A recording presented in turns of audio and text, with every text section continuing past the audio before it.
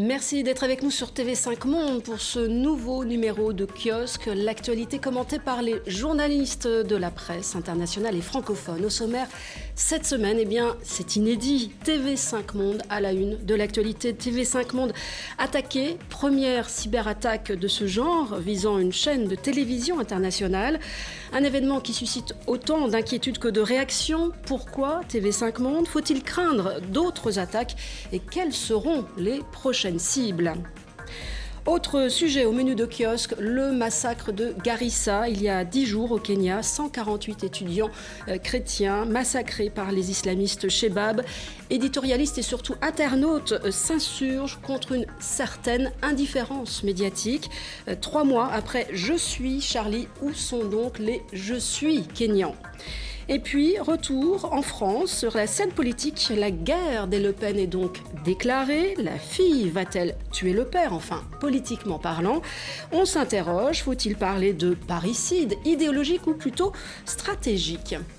Pour en parler, sur notre plateau, elle arrive tout droit de Bruxelles, Joanne Montet. Nos téléspectateurs la connaissent bien pour ses décryptages politiques sur le plateau de la RTBF. Il a bien sûr suivi de très près les événements de cette semaine à TV5 Monde, chargé de la rubrique Pixel au Monde, Martin Untersinger, journaliste spécialiste du web. Également à nos côtés, Gabriel Mbarga du Cameroun, journaliste et producteur pour plusieurs médias africains. Et enfin, de passage à Paris, Mine Kirikanat, célèbre éditorialiste au quotidien turc Kum Hurriyet. Merci d'être avec nous pour ce kiosque du dimanche 12 avril. Ce fut donc le choc et l'incompréhension cette semaine, ici même dans les bureaux de TV5 Monde. Nous sommes mercredi soir et depuis chez vous, vous en avez peut-être été témoin, l'écran noir. Première cyberattaque de l'histoire et surtout de cette envergure contre une chaîne internationale. Retour tout de suite en images sur ces événements. Bonjour à tous. À la une aujourd'hui, TV5 Monde piraté par des individus se réclamant du groupe État islamique. Tous les écrans de TV5 Monde ont viré au noir. Une cyberattaque sans précédent dans l'histoire de la télévision.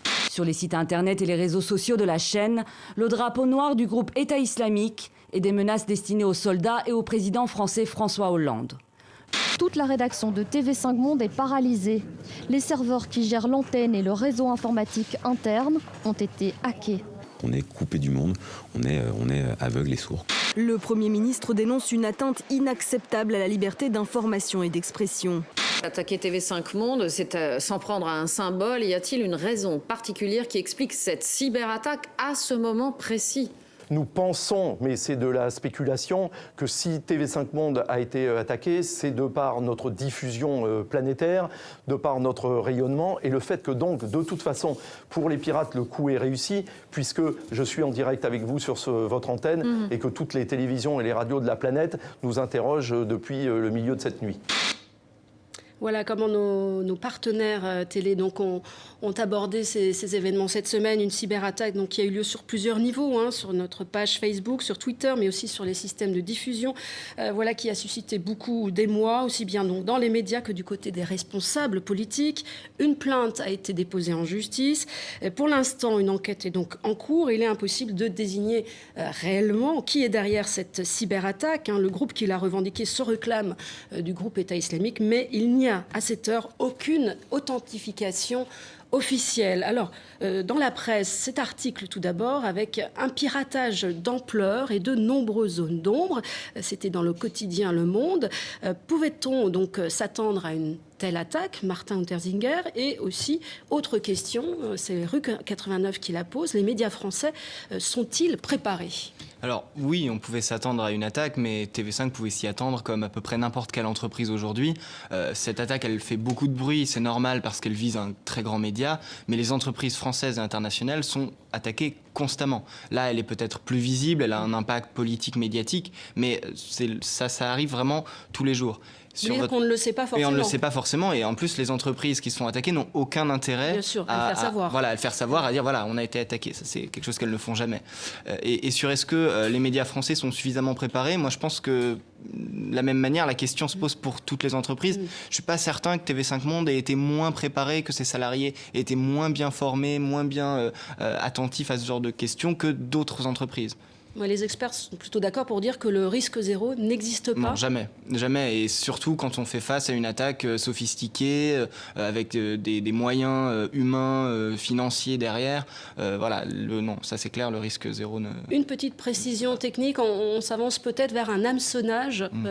C'est ce qui a été dit dans la presse pour évoquer la technique qui aurait été utilisée donc, pour cette cyberattaque. Est-ce que vous pouvez nous expliquer de quoi il s'agit? Alors c'est à la fois simple et voilà, complexe. simple et difficile. Ça se passe comme ça. C'est quelqu'un vous envoie un mail, quelqu'un que vous connaissez son nom, vous connaissez sa fonction au sein de l'entreprise, puis il vous dit bah voilà, je t'envoie un document important, il faut que tu regardes, est-ce que tu peux me faire un retour rapidement, ou alors c'est tiens, j'ai vu ce lien, cet article dans la presse, il est intéressant, clique. Et là, alors soit vous ouvrez un document et dedans se trouve un virus informatique qui prend le contrôle de votre ordinateur ou qui va se répandre dans le réseau de votre entreprise sans même que vous le voyez. Ou alors, ça va être un écran qui vous demande un mot de passe, votre nom d'utilisateur, votre mot de passe. Cela, en théorie, on peut se méfier, mais parfois quand c'est très bien fait, on peut tomber dans le panneau. Et c'est par exemple été le cas dans ma rédaction au Monde où début janvier, on a été piraté de cette manière exactement par l'armée électronique syrienne. Est-ce que ça avait été la surprise justement au Monde? Oui, complètement. C'est la première fois qu'on a été témoin comme ça d'une attaque sur notre réseau informatique. Alors évidemment, les conséquences ont été bien moins grandes qu'ici à TV5 Monde, mais oui, ça a été vraiment... Des mesures ont été prises depuis? Oui, alors il y a eu beaucoup de mesures. Peut-être une sorte de prise de conscience? Alors déjà, il y a une prise de conscience. Elle existait déjà. Par exemple, on n'échangeait jamais nos mots de passe en interne par nos boîtes mail, etc. Puisque c'est comme ça que généralement les pirates prennent contrôle des réseaux sociaux, ce qui a été le cas pour nous, mais d'une autre manière. Il y a un poste de coordinateur qui fait l'interface entre les équipes techniques et la rédaction qui a été créé. Il y a évidemment... de nouvelles procédures et surtout de nouvelles sensibilisations qui ont été menées auprès de la rédaction, notamment sur le hameçonnage, à quoi ça ressemble, à partir de quand il faut se méfier, quand un email est écrit bizarrement, quand c'est quelqu'un qui vous contacte jamais, brusquement il vous envoie un email, ce genre de choses. Donc on a encore mis l'accent là-dessus après l'attaque. Alors la presse, non seulement française, mais aussi hors des frontières françaises, a largement traité ce qui s'est passé cette semaine à TV5 Monde, notamment en Belgique. Joanne, les nouveaux fronts de la cyberguerre, titre La Libre Belgique. Alors les nouveaux fronts, quels sont-ils? Beaucoup de réactions donc du côté de la RTBF aussi. Mais oui, parce que c'est sûr qu'il y a une cyberguérilla qui est en train de se développer avec des gens qui peuvent devenir supporters d'une cause. Ici, on peut présupposer la cause islamique, mais on n'a pas de preuves. Et qui mettent en place depuis déjà des mois des tutoriels, des modes d'emploi qu'ils s'envoient les uns aux autres sur comment hacker un site. Ça fait déjà plusieurs mois qu'un de mes contacts me signale qu'il a pu traduire de l'arabe vraiment des modes d'emploi, comment hacker facilement. Alors cette cyberguerre, il faut en être conscient. Maintenant, pour la première fois, elle explose à la figure du monde francophone et du monde entier, puisque vous avez 200 millions de téléspectateurs à TV5 Monde. Et je pense que les armes ne sont pas à la hauteur de cette guérilla pour l'instant. Les armes de défense. Les armes de défense. Il va vraiment falloir mettre en place des nouveautés parce que les pare-feux traditionnels et les réflexes traditionnels ne sont pas suffisants et qu'il faut vraiment commencer à développer dans nos mentales, dans les entreprises, dans les médias, une saine paranoïa par rapport à tout ça. Devenir vraiment très, très, très vigilant. Alors, on parle de cyberattaque. Il y a aussi une autre cyberattaque cette semaine en Belgique. Il ne s'agissait pas d'un média, mais d'un site donc, officiel, gouvernemental. C'est ça. Pour en savoir un petit peu plus, je vous propose qu'on regarde un extrait justement d'un reportage de la RTBF. Le site internet économie.wallonie.be a été piraté. Le site affichait cette page au fond noir avec cette vidéo qui tournait en boucle dénonçant la guerre contre le terrorisme menée par les États-Unis. Cette cyberattaque est revendiquée par Falaga Team, un groupe de pirates tunisiens proche d'Anonymous. Même s'ils partagent les idées du groupe terroriste État islamique, ils démentent y être affiliés. Très actifs sur la toile, ils ont piraté de nombreux sites français au lendemain des attaques parisiennes, utilisant des méthodes de scanning et de détection de failles. Alors la question qu'on peut se poser, c'est pourquoi? Quel est le but de ce genre de piratage, cyberattaque? Les pirates, j'imagine... Faire parler d'eux? Oui, très certainement. Et aussi montrer le côté faillible de nos systèmes. Alors dès le moment où ils trouvent un endroit, une plateforme où il y a une faille, pour autant qu'elle représente quelque chose d'un peu institutionnel, eh bien on y va et on attaque. Ici, Falaga Team, bon, c'est différent de Cybercaliphate, qui serait le groupement lié à l'État islamique. Mais bon, c'est pas la première fois qu'ils attaquent, puisqu'ils s'étaient quand même réjouis de ce qui s'était passé à Charlie Hebdo, sur les réseaux sociaux. En Belgique, en plus, on n'en est pas à la première expérience de piratage, puisque la grosse entreprise qui est Belgacom, donc de téléphonie, a déjà été piratée. Le ministère des Affaires étrangères a déjà été piraté. Ça fait des années qu'on dit en Belgique qu'on va mettre sur pied un centre de lutte contre la cybercriminalité. Des financements sont prévus, l'arrêté royal a été adopté, mais fonctionnellement, il n'est pas encore opérationnel. Alors on va se tourner vers Gabriel Bargard, parce que depuis le continent africain, j'imagine qu'on a suivi ce qui s'est passé sur les écrans de TV5 Monde. L'Afrique, c'est 24 millions de téléspectateurs en Afrique chaque semaine sur TV5 Monde. Comment a-t-on vécu cet épisode? Pour citation, voilà, sur le site Slate Afrique, on peut lire un article, on en évoque bien sûr. C'est l'image de la France et de la francophonie qui a été frappée. Alors, dans cette guerre... on va dire, qui se passe sur la toile, quand ce serait des personnes d'inspiration d'une idéologie, on va dire, djihadiste, comme on dit, souvent rapidement, dans beaucoup de cas, on peut imaginer que c'est ce qui a été dit ici. Je rappelle, pour l'instant, on est en cours dans l'enquête. Donc, on peut imaginer que c'est ce qui a été dit, ça ou là, une manière de marquer le coup, une manière d'indexer des défaillances dans les systèmes très sophistiqués de pays occidentaux contre lesquels ils s'affrontent.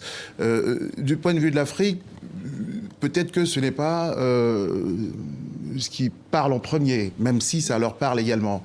C'est simplement que cette nébuleuse, Internet, c'est une nébuleuse dans laquelle on retrouve tout un tas de personnes qui sont capables de perpétrer des actes et de se dissimuler également, parce que ça doit exister sans doute sous des identités multiples.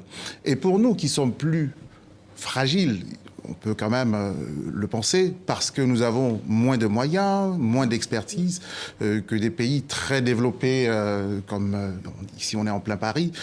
Ça peut nous inquiéter, d'autant plus. Je vais vous raconter une histoire qui n'a rien à voir, mais qui s'est passée au Cameroun. Par exemple, on a eu sur le site de la présidence de la République du Cameroun une photo où on voyait le chef de l'État camerounais s'incliner devant les morts, les militaires qui étaient morts au combat contre Boko Haram, alors que pendant ce temps-là, il était à l'étranger. Le gouvernement... Montage, probablement. Oui, alors, selon le gouvernement, c'est un piratage, mais selon l'opposition, c'est un photomontage pour dire le président est aux côtés des troupes, alors même que tous les Camerounais savent qu'il n'était pas là. Donc, Internet, ça nous intrigue, ça nous trouble, ce n'est pas encore la même accessibilité qu'ici, mais on l'utilise beaucoup. Mais on attend aussi de comprendre ce qui se passe, évidemment, puisque nous vivons au cœur de cette Afrique aujourd'hui qui connaît plusieurs menaces, des guerres, etc. Et si, en plus, aujourd'hui, on apprenait que ces systèmes-là nous rendaient encore plus vulnérables, puisque au cœur de la guerre, il y a le renseignement, par exemple, et comme ces groupes sont liés, souvent, sont très organisés, s'ils avaient accès à... On est un peu perplexe par rapport à tout ça. On sait qu'il y a beaucoup aussi d'escroqueries qui se préparent sur Internet depuis... L'escroquerie à la nigériane, oui. Ils sont très bons en même temps, peut-être de l'autre côté, pour falsifier, hacker, etc.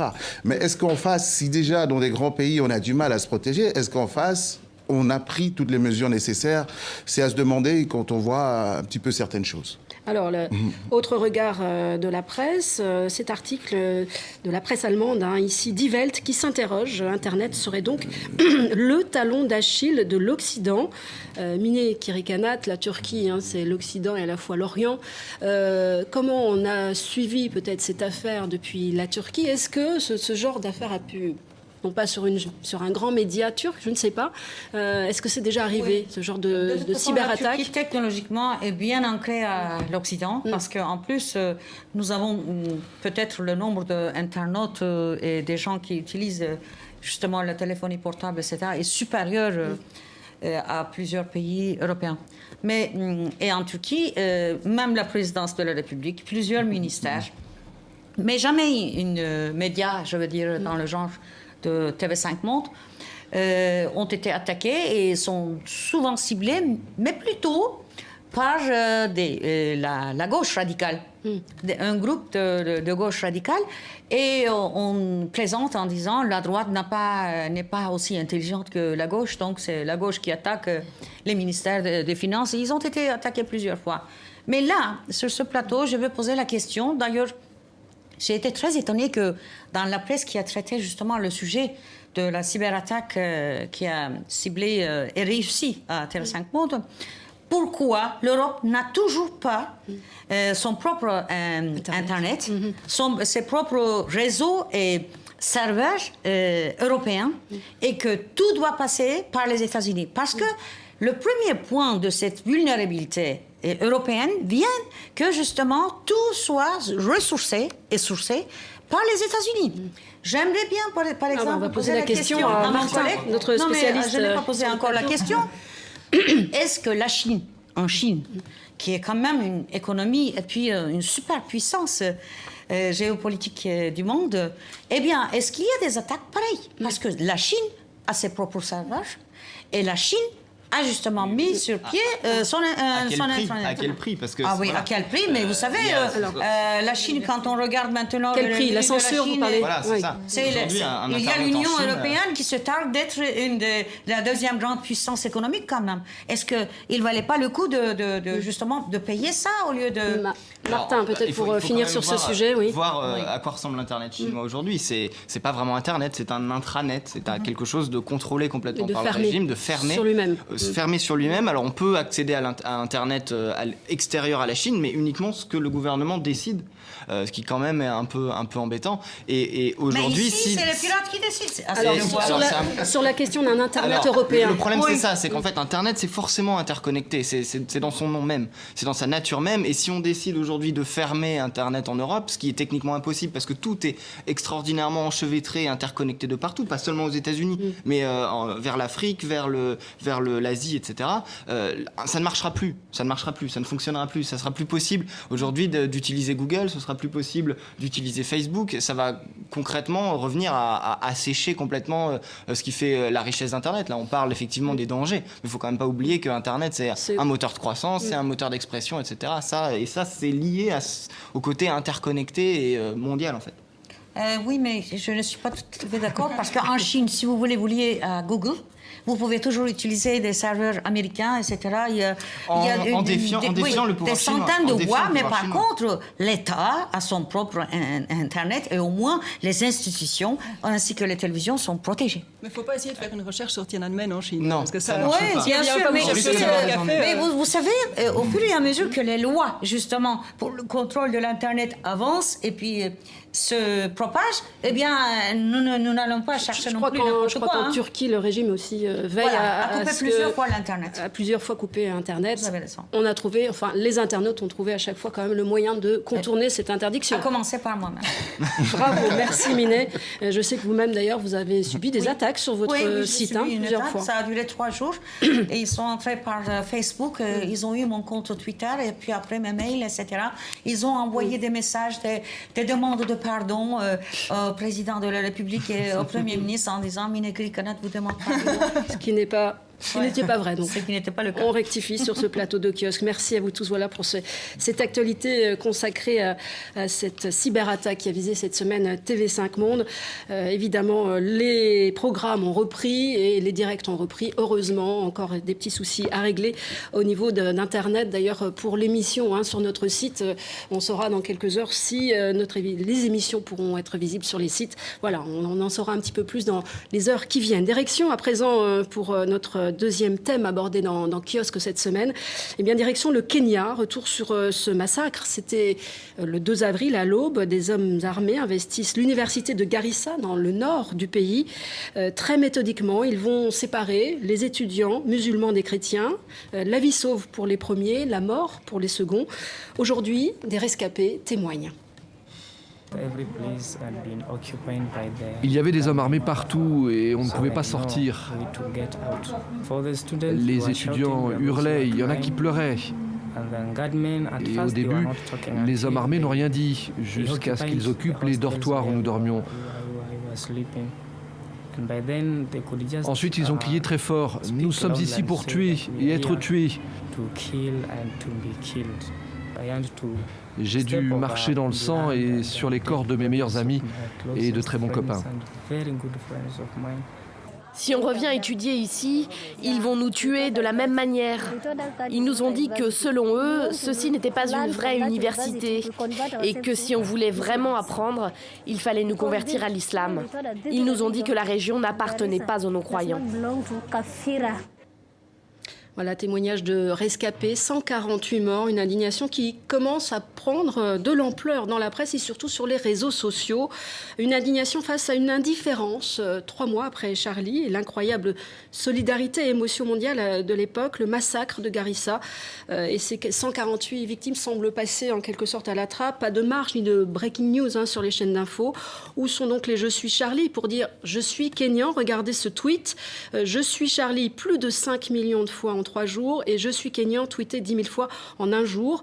Il y a aussi cette mobilisation du côté des intellectuels, des écrivains. Alain Mabankou, écrivain franco-congolais, qui s'est aussi indigné. Voilà son tweet. On était Charlie, on n'est pas tous Kenyans. Je me tourne vers vous, Gabriel Mbarga. Vous êtes journaliste camerounais. Vous comprenez cette indignation et comment expliquer justement cette différence de traitement médiatique. On a vu beaucoup d'effervescence au moment de « Je suis Charlie », encore bien à une moindre mesure, mais autour de ce qui s'est passé cette semaine à TV5 Monde. Il s'agit d'un média qui est attaqué, il n'y a pas de victimes. Et il y a beaucoup d'articles dans la presse. Et là, à Garissa, presque pas un silence, mais presque assourdissant. Je la comprends, cette indignation contre cette espèce de silence ou de distance par rapport à... Vous êtes d'accord avec ce constat ? Oui, c'est un constat qui est évident. Il y a un traitement qui n'a pas la même ampleur que lorsqu'il y a eu les attentats de Paris. Mais j'ai pas envie de pleurer. J'ai envie d'interpeller plutôt l'Afrique sur son propre sort, parce que elle ne peut pas attendre désespérément des autres qu'ils s'émeuvent à sa place, qu'ils fassent des programmes de développement à sa place, etc. On a vu les chefs d'État africains venir au chevet de la France. C'est un acte de dignité louable. Mais quand cela se produit en Afrique, on aimerait également voir cette unité africaine-là. C'est pour ça qu'il ne s'agit pas simplement de pleurer.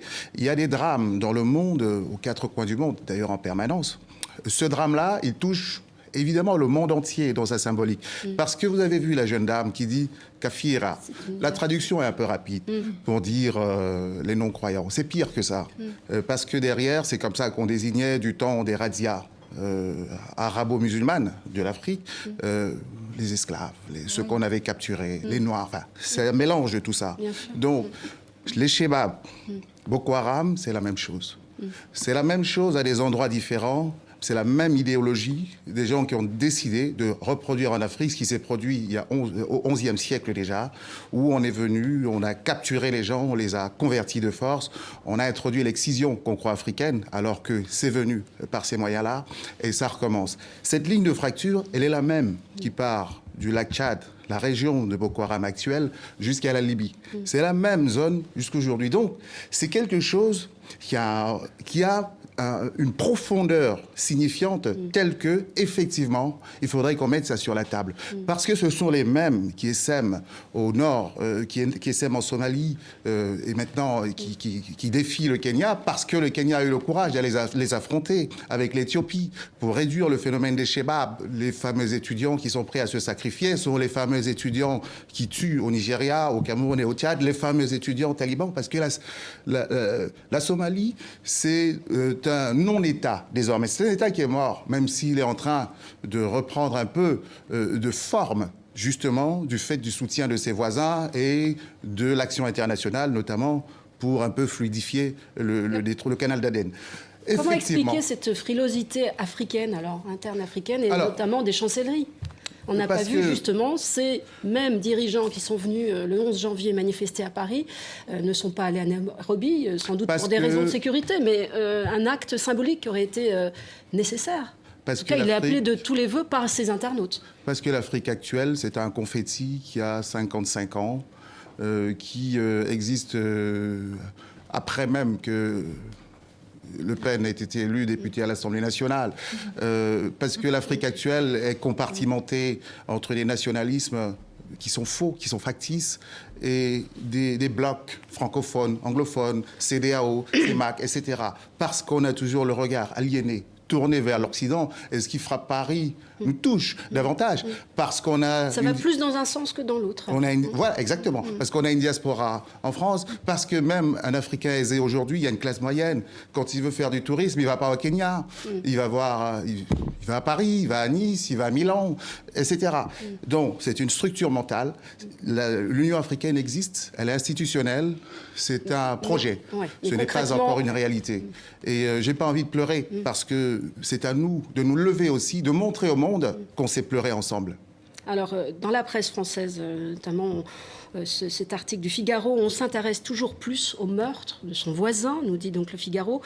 J'appelle votre attention aussi sur cet éditorial signé de Mathieu Croissando dans l'Obs. Serions-nous coupables d'indignation sélective, d'une émotion à géométrie variable en fonction des kilomètres et pire, des nationalités des victimes? Alors, la loi du mort kilomètre, elle est terrible. Joanne Montet, expliquez-nous de quoi il s'agit. Elle est terrible, mais c'est une immuable loi à la fois journalistique et de psychologie sociale qui fait qu'un événement va nous toucher bien davantage lorsqu'il se passe près de chez nous, même s'il y a peu de morts, que des grands massacres qui se déroulent à l'étranger. Vous savez, il y avait des études en psychologie sociale qui montrent ça très très très bien. Il y a un psychologue qui s'appelle Leyens. Qu'est-ce qu'il a fait? Eh bien, il a soumis la même information à un groupe de Belges. Et dans un cas, c'est un incendie en Grande-Bretagne, dans l'autre cas, c'est un incendie en Belgique. Et qu'est-ce qu'on constate? Quand ça concerne la Belgique, eh bien, les Belges y ressentent des émotions plus humaines, beaucoup plus importantes, c'est-à-dire par exemple des remords, de la culpabilité, tandis qu'en Grande-Bretagne, c'est plutôt la peur des émotions primaires, des émotions secondaires plus fortes quand ça concerne les nôtres, entre guillemets. C'est ça, la base de toute psychologie sociale. Alors, il y a aussi le phénomène des images. Si vous n'avez pas des images en temps réel, vous n'avez pas d'édition spéciale. Vous aviez des images de l'avion de la West Wings. Là, on en a eu des éditions spéciales, des images de Charlie. Il y a la langue aussi. Vous avez là un pays anglophone. Enfin, il y a un tas de paramètres qui font que, hélas, effectivement, il y a eu 2 poids, 2 mesures. Et puis il y a le déversoir de la presse internationale, celle qui a le plus grand flot d'informations. Elle vient d'Occident et elle ne vient pas du Kenya, elle ne vient pas de Yaoundé. C'est CNN, c'est TV5, c'est France 24, c'est RFI. Alors, à savoir tout de même, je vais prêcher pour ma paroisse, mais c'est vrai que cette information kenyane a été relativement traitée en longueur, évidemment, dans les journaux TV5, puisqu'on sait qu'on est très suivi sur le continent africain, évidemment. Le danger, c'est aussi qu'à un moment donné, il y ait un cloisonnement entre l'info que donnent les médias traditionnels et celle qui est ressentie sur les réseaux sociaux. Et que les deux ne se rencontrent plus. Alors c'est comme ça que parfois naissent des théories du complot aussi sur les réseaux sociaux. On ne nous dit pas tout, on nous cache, regardez, la couleur du rétroviseur n'était pas la même sur cette photo que sur une autre. Alors il faut faire très attention à ça et rester connecté à ces réseaux sociaux. Là, en l'occurrence, c'est sur les réseaux sociaux que cette indignation est en train de s'exprimer. Le hashtag « Je suis Kenyan », encore d'autres hashtags qu'on a vu passer. On ne connaît pas, ils ont tous un nom, les 147, mais en fait ils sont 149 victimes.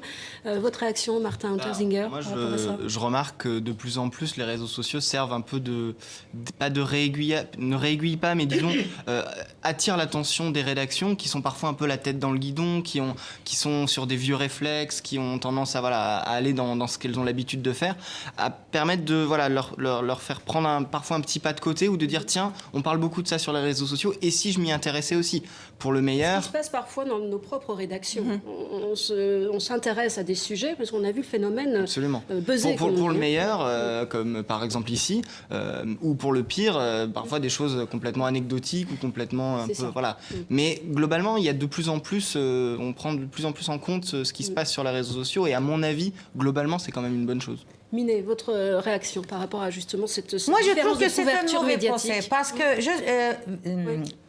je suis Charlie ne veut pas dire je suis français. Tandis que, c'est-à-dire, je suis Kenyan, peut-être dit je suis français ou je suis américain. Être Kenyan, être Charlie Hebdo, c'est pas la même chose. Déjà. Et puis après, l'excellente analyse de mon collègue, je n'ai rien à ajouter là-dessus, je lui dis bravo parce que vraiment c'est le plus intelligent que j'ai entendu jusque-là. Écoutez, quand on regarde avec un peu de recul les histoires qui se passent actuellement par rapport à l'avenir, eh bien, quand on voit que ce qui se passe au Moyen-Orient, c'est pas très différent de ce qui se passe en Afrique. En fait, c'est les frontières Sykes-Picot qui a été dessinée avec une règle et qui ne correspondent pas justement ni à la sociologie ni à la géographie politique de ces lieux-là. Et dessiner des frontières fausses comme cela, eh bien, ne crée pas forcément des vraies nations ou des vraies entités, même religieuses, etc. Donc, c'est-à-dire, toute cette pagaille a été faite par les Occidentaux, en fait. Mais aujourd'hui, c'est aux Africains de dire non. Et ce qui se fait actuellement, je suis peut-être l'avocat du diable, ce qui se passe est horrible, mais les vraies frontières se dessinent avec le sang. Et on verra ça dans 50 ans. Peut-être que l'Afrique aura vraiment sa carte géographique politique. Pour terminer sur ce thème, je voudrais passer ce dessin de notre dessinateur maison, si je puis dire, Dilemme. Il a aussi contribué à ce buzz sur Internet autour du Kenya. Tu casses une statue, toute la planète réagit. Tu massacres 147, 148, on le sait aujourd'hui, étudiants, et tout le monde s'en fout. Voilà, c'était du Dilemme. Nous passons à présent à notre autre sujet, dernier sujet. Alors là, évidemment, on parlait de différence de traitement médiatique et d'indifférence. Là, on ne peut pas dire qu'il y ait indifférence. Au contraire, il déchaîne les passions. C'est ce feuilleton qui se déroule donc sur la scène politique française. Un feuilleton qui pourrait donc tourner au parricide. Faut-il aussi tuer le père en politique? Visiblement, la réponse est oui. Jean-Marie Le Pen devrait faire preuve de sagesse. Il devrait tirer les conséquences du trouble qu'il a lui-même créé et peut-être arrêter ses responsabilités politiques. J'ai décidé l'ouverture d'une procédure disciplinaire et donc Jean-Marie Le Pen sera convoqué devant le bureau exécutif siégeant en sa qualité de structure disciplinaire.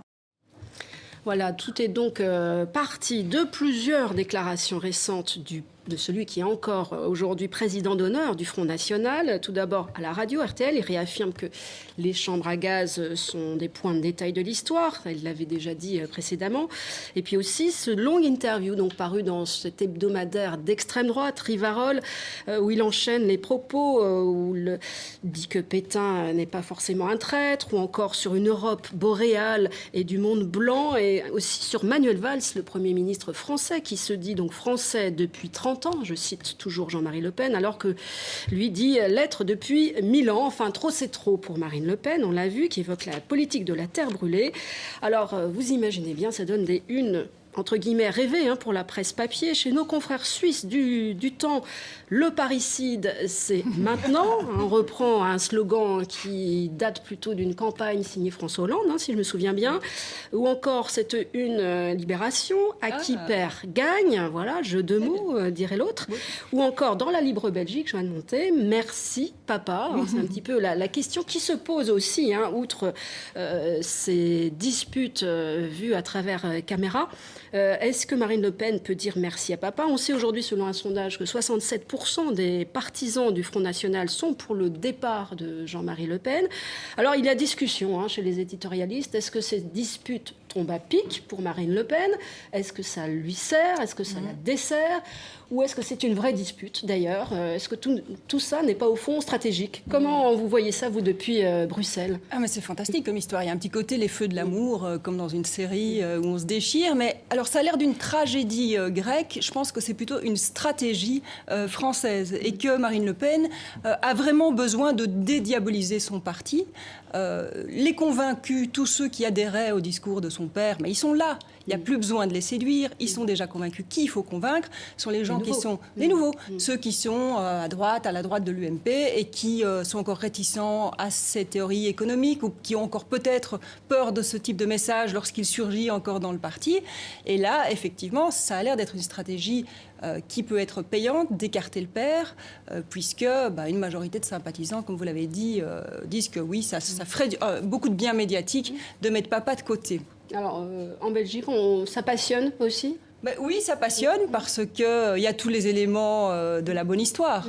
Et vous savez, les médias adorent les bonnes histoires. Quand ça se déroule dans la même famille, vous avez là une dynastie, vous avez de la stratégie politique, vous avez des déchirements. En Belgique, on a eu des exemples où certains ont dû tuer leur père, peut-être pas filial, en famille, mais politique. En Belgique, il y a beaucoup plus qu'en France des fils d'eux en politique. Donc, vous avez par exemple le Premier ministre Charles Michel, qui est le fils de Louis Michel, qui a été commissaire européen, qui a été ministre des Affaires étrangères, Melchior Watley. Il ne renie pas du tout cette succession politique. Non, pas du tout. Mais il doit. Alors, en Belgique, le problème, c'est de se faire un prénom. On dit il faut se faire un prénom.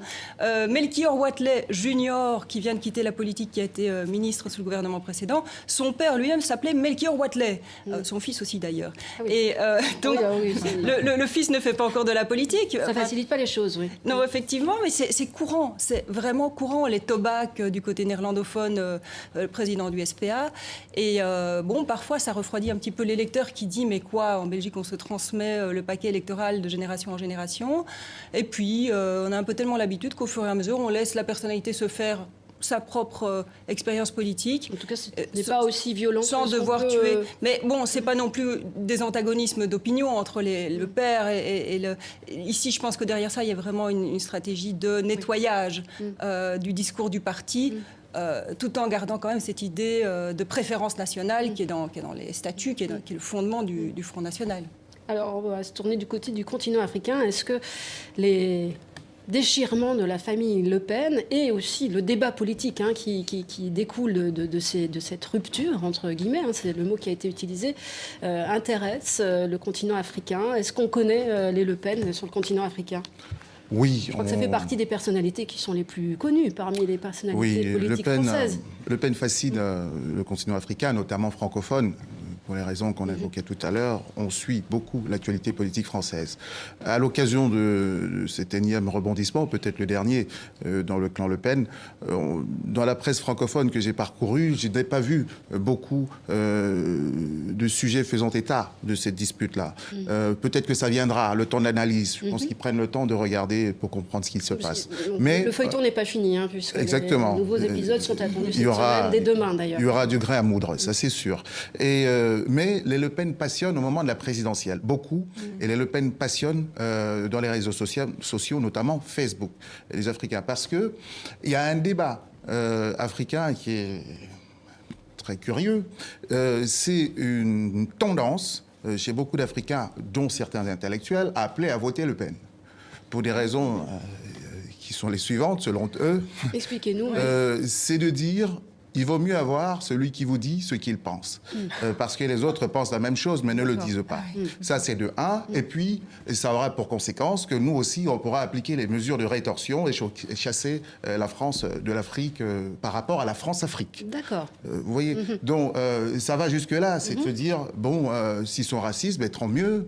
Comme ça, nous aussi, on aura le prétexte de dire, bah, vous pouvez partir chez vous. Et qu'au fond, pour d'autres plus subtils encore, c'est de dire, une fois au pouvoir, on verra que l'Africain, même s'il est tout petit à l'échelle sociale française, est incontournable. Parce qu'on verra qu'il va balayer les routes, on verra qu'il va s'occuper des personnes âgées, on verra qu'il sera dans les hôpitaux. Bon, voilà. Donc, ça passionne comme ça. Il y a des intellectuels qui ont essayé de faire passer ce message.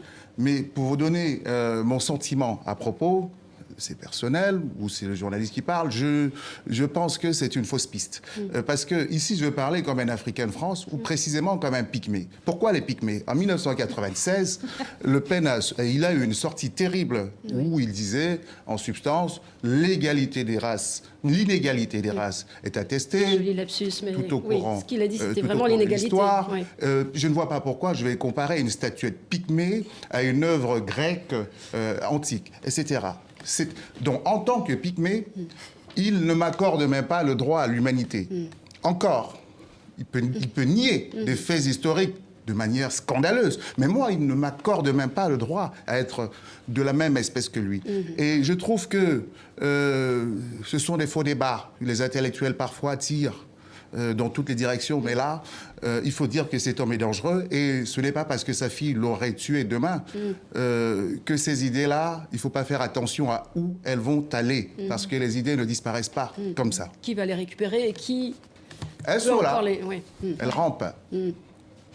Merci, merci. Vraiment, on apprend plein de choses avec cet éclairage, Gabriel. Autre, je me tourne peut-être vers Martin avant de donner la parole à Minet, qui trépigne depuis tout à l'heure. Je sais que ce feuilleton Le Pen la passionne.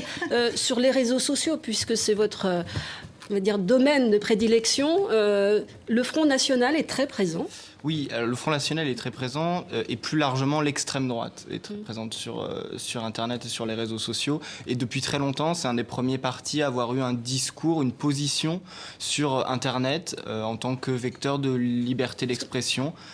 Ce qui s'explique là même, sans cet doute... article de Rivarol, pour ne pas le citer, a été connu avant même la publication. Donc, oui, papier, parce qu'ils sont effectivement très bien organisés, ils sont très présents.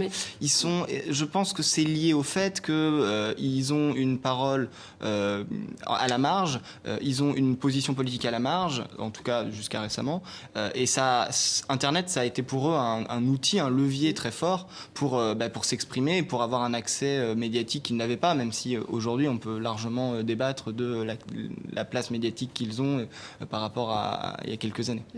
Et je crois qu'ils ont aussi un positionnement assez particulier. Pour eux, la parole est vraiment libre sur Internet. Oui, ils se sont opposés quasiment systématiquement à toutes les lois portées par le pouvoir en place en France ces 10-15 dernières années et qui, globalement, a visé à contrôler, limiter, encadrer Internet. Et pour eux, ils ont vu ça, ils voient l'encadrement d'Internet comme vraiment un danger contre leur existence même.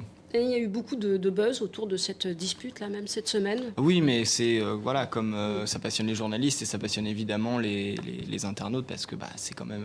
le détournement et autres. Oui, et puis c'est quand même... Ils sont plutôt des bons clients. Comme on le disait au début de l'émission, Jean-Marie Le Pen est présent dans la vie politique depuis des décennies, donc ça concerne toutes les franges de la société. Toutes les générations. Minet Kirikanat, alors, ce feuilleton... Faut-il tuer le père en politique? Il faut quand même son feuilleton. Donc, je fais attention que, par exemple, justement, cette dispute entre la fille et le père, a commencé juste après les cantonales, les départementales. Et au départemental, aux élections, le Front National n'a pas eu vraiment ce qu'il espérait. Donc, je ne sais pas s'il y a une coïncidence de temps. Il n'y a pas de mauvaise publicité. Et actuellement, par exemple, c'est dans tous les médias européens, y compris la Turque, cette dispute, tuer le père, c'est une tragédie grecque, on dirait, etc. C'est une très bonne publicité. Et il faudrait savoir actuellement, au mois de février, le père habitait chez la fille. Vous savez, son domicile a été endommagé. Est-ce qu'ils habitent toujours ensemble? Non, elle est partie. Ah, s'il est parti, bon, il y a une histoire de chat et de chien. Mais oui. la presse a mais je relayé. pense que c'est une stratégie. Je ne sais pas si on peut appeler ça tactique ou stratégie, mais en tout cas, le père dit quelque chose. Comme ça, la fille peut lui répondre et demander des choses et s'affirmer encore plus. Ils peuvent faire une image plus propre du parti, tout en gardant justement ces idées qui vont faire encore en disant « Ah oui, mais celui qui a fondé le parti ne change pas. Il y aura toujours le même discours. » Ça rassure de tous les côtés. Je pense que c'est une belle campagne de publicité. Miné, si j'ai bien compris, en Turquie, Atatürk. Oui. C'est le turc père. Oui, oui, oui. En traduction littérale. Oui, tout à fait. Est-ce qu'en Turquie, il a fallu aussi parfois tuer le père politique? Actuellement, ils sont en train de le faire. Ouais.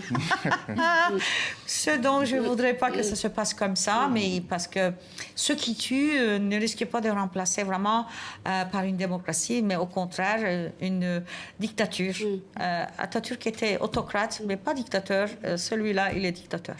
Bon, merci Miné pour ces propos. Je crois qu'on a bien compris votre avis et que les pardons vis-à-vis d'Erdogan étaient des faux sur votre Facebook. Jamais. On parle aussi de succession politique. Gabriel, je vous redonne la parole parce que bon, il y a eu des dossiers, notamment dans Jeune Afrique, il y a quelques mois, sur ces successions politiques en Afrique. Je crois que ça, c'est assez répandu. Il faut être fils d'eux aussi pour réussir en politique sur le continent.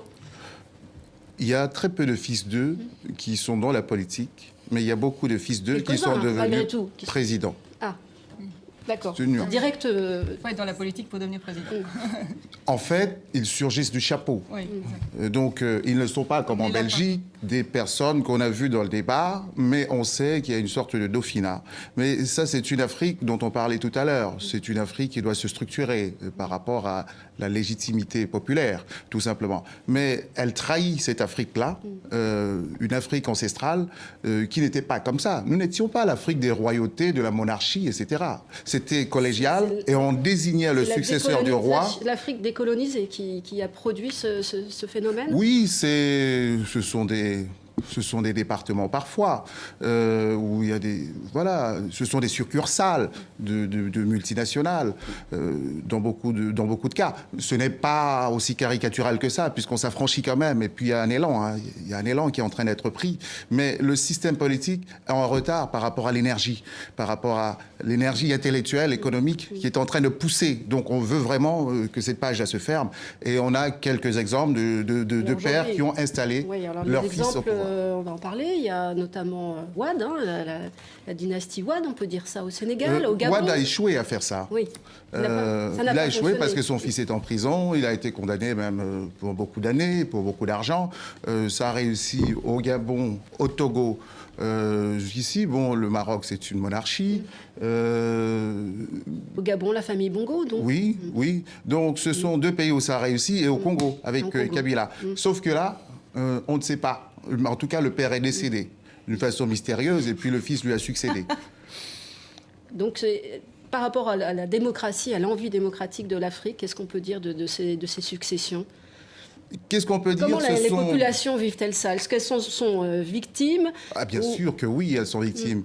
Dans les cas... Ou est-ce qu'elles l'acceptent de fait? Il y a aussi des partisans qui disent, ça rassure, en même temps c'est un non, c'est aussi... Il y avait une figure du père tellement forte dans le cas gabonais, un fils qui avait été préparé pour le coup, qui était ministre de la Défense, vice-président du parti, donc qui était déjà fort au moment où son père décédait, et qui après a joué du muscle. Là, ça ne s'est pas fait facilement. Il y a eu de la bagarre, il y a eu beaucoup d'espoir pour que le président actuel soit là.